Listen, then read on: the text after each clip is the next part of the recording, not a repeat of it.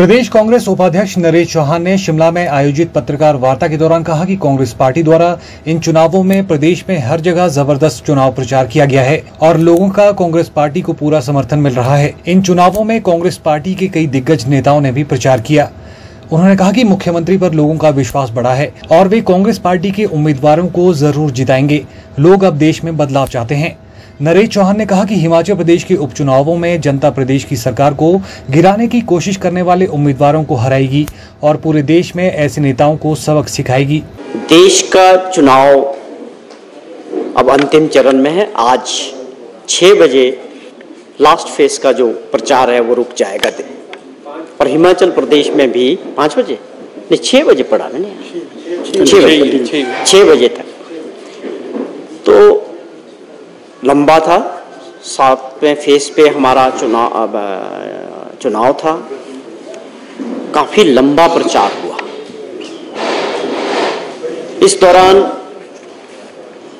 जहां देश का लोकसभा का चुनाव एक महत्वपूर्ण चुनाव है, लोकतंत्र के लिए दुनिया का सबसे बड़ा लोकतंत्र भारत, अगले 5 साल इसकी दिशा कौन सी सरकार और विचारधारा तय करेगी, इसके लिए देश के लोगों ने 6 चरणों में मतदान किया और 7वें चरण में 1 तारीख को मतदान होगा और 4 तारीख को उसके सारे परिणाम पूरी दुनिया के सामने और देश के सामने होंगे।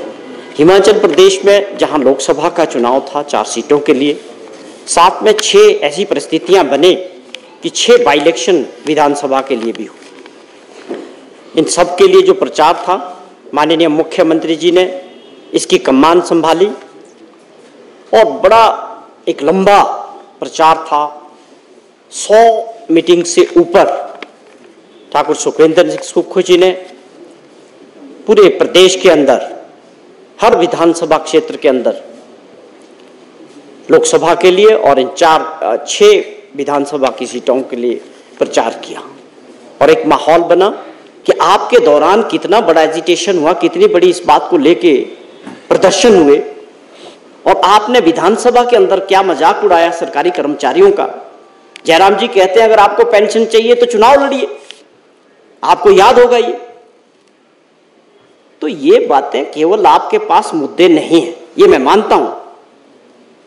भाजपा के स्टेट के नेता भी मुद्दों को भटकाने का प्रयास कर रहे हैं। हमने बार बार कहा, मुख्यमंत्री जी ने कहा हम 15 महीने की हिसाब किताब देने को तैयार है, उस पर चर्चा करने को तैयार है, उन मुद्दों पे वोट मांगने के लिए तैयार है।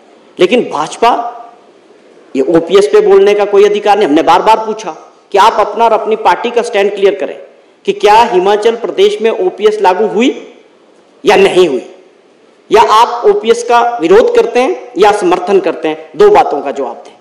या आप महिला विरोधी नहीं है, आप नहीं चाहते हैं कि महिलाओं को सम्मान निधि के तौर पे 18,000 रुपया साल का मिले, आप इसका विरोध कर रहे हैं। इसका जवाब दें कि क्या कारण है आप इन योजनाओं का विरोध कर रहे हैं। इलेक्शन है, बहुत इंपॉर्टेंट है। उसके सबसे बड़े कारण है कि हमारी सरकार तो स्थिर है। जिन्होंने प्रयास किया हमारी सरकार को और जनता की सरकार को गिराने का, जिन्होंने साजिश की भाजपा के नेताओं के साथ मिलकर, आज वो जनता की अदालत में है उनका फैसला। और जनता इसलिए फैसला करने वाली है, उसके 2 मुख्य कारण हो सकते हैं।